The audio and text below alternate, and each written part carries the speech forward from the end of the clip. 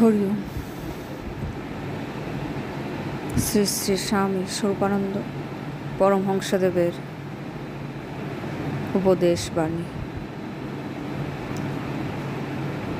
বাবামণির শ্রীচরণে আমার শতকোটি প্রণাম জানিয়ে আজকের পাঠ আরম্ভ করছি।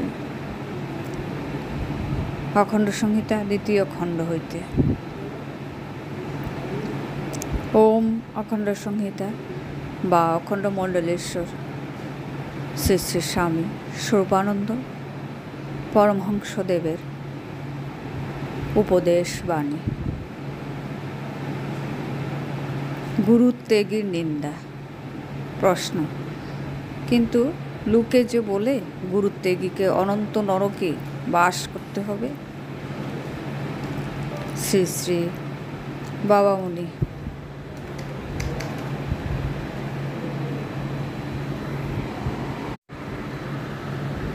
গুরু যে কি বস্তু তা আগে জেনে নাও, তারপরে কথার বিচারে বসো। স্বয়ং শ্রী ভগবানই গুরু, কিন্তু তিনি মনু বুদ্ধির অগম্য লোকে নিজ স্বরূপ লুকিয়ে রেখেছেন। তাই তার কাছে পৌঁছবার জন্য তাকে অবলম্বন করে যে মহাভাব মনোবুদ্ধির জানিত ভাষায় অন্তরে উদিত হয়, সেই মহাভাবই গুরু। কিন্তু এই মহাভাবকে অন্তরে সুপ্রতিষ্ঠিত করার জন্য তার মহানামের আবশ্যকতা পড়ে। সুতরাং তার নামই তোমার গুরু। এই নামকে সুদৃঢ় নিষ্ঠার সঙ্গে প্রাণে ধরে রাখবার জন্য ব্রহ্মজ্ঞ পুরুষের শিষ্যত্ব গ্রহণ অনেকের পক্ষেই প্রয়োজন। সুতরাং দীক্ষাদাতা মহাপুরুষ তোমার গুরু। দীক্ষা নিয়ে তুমি নামের অনুগত হচ্ছ, ভগবানমুখী মহাভাবের অনুগত হচ্ছ। তাই দীক্ষাদাতা তোমার গুরু।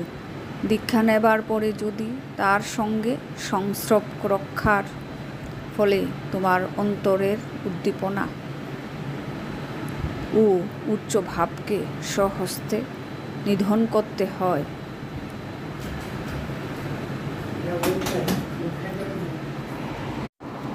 তাহলে যে আত্মহত্যার পাপ হবে বাঁচা। সুতরাং নামকে একান্তভাবে আশ্রয় করবার জন্যই তখন তোমাকে মনুষ্যদেহী গুরুর কাছ থেকে দূরে যেতে হবে।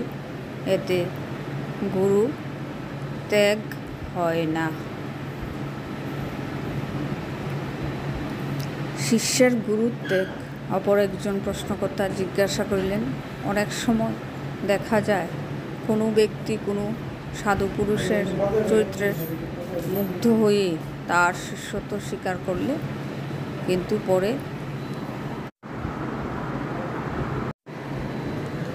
গুরুর জীবনে নানা অসঙ্গতি দেখে গুরুর প্রতি আস্থা তার নাশ হয়ে গেল। এই অবস্থায় তার কর্তব্য কী? শ্রী শ্রী বাবামণি। এই অবস্থায় গুরু সঙ্গ এবং গুরু সংস্রব ত্যাগই তার কর্তব্য। লোকত ব্যাপারটা দৃষ্টিকটু হতে পারে, কিন্তু যাকে দর্শন করলে মন উচ্চভাবে পূর্ণ হয়ে যায় না, তার সঙ্গ করা কখনোই কর্তব্য নয়। প্রশ্ন: কিন্তু সাধন সম্বন্ধে সে কি করবে? শ্রী শ্রী বাবামণি। উৎকৃষ্টতম সাধন না পাওয়া পর্যন্ত পূর্বপ্রাপ্ত সাধন নিয়েই চলা উচিত এবং ভগবানকে একমাত্র গুরু বলে মানা উচিত। প্রশ্ন: গুরু যদি চেষ্টা করেন শিষ্য পূর্বের ন্যায় বা বাধ্য হোক, বিনয়ী হোক, গুরু যদি নানা প্রকারে কৃত্রিম স্নেহ প্রদর্শন করে শিষ্যের মনকে আকৃষ্ট করতে চেষ্টা করেন, শ্রী শ্রী বাবামণি, তাহলেও সেই স্নেহে আকৃষ্ট হওয়া উচিত নয়। সন্দিগ্ধ চরিত্র স্ত্রীর সাথেও বরং ঘর করা চলে, সসর্পেও বরং গৃহবাস চলে, কিন্তু যার উপরে আস্থাহীনতা এসেছে তাকে গুরু বলে মেনে চলা যেতে পারে না। এ মতাবস্থায় গুরু যদি স্নেহাদি প্রদর্শন করে শিষ্যের মন ভিজাতে চেষ্টা করেন, তাহলে শিষ্যের উচিত সেই স্নেহকে মায়ামোহের জাল মনে করে উপেক্ষা করা। গুরু যদি শিষ্যের জন্য কেঁদে আকুল হন, শ্রী শ্রী বাবামণি মা বাপ কেঁদে আকুল হলেও যেমন সন্ন্যাসী ছেলে সন্ন্যাস ব্রত ত্যাগ করে না, ঠিক তেমনি অযোগ্য গুরু শিষ্যের জন্য কেঁদে বুক ফাটালেও শিষ্যের উচিত নয় সেই অনুচিত আকর্ষণে মুগ্ধ হওয়া। বাপ হওয়া সহজ, মা হওয়া সহজ, কিন্তু গুরু হওয়া সহজ নয়। কিন্তু যদি গুরুর উপর শিষ্যের আস্থা কখনো ফিরে আসে শ্রী শ্রী বাবামণি, তাহলে তো মিটেই গেল। আস্থা এলেই আত্মসমর্পণ।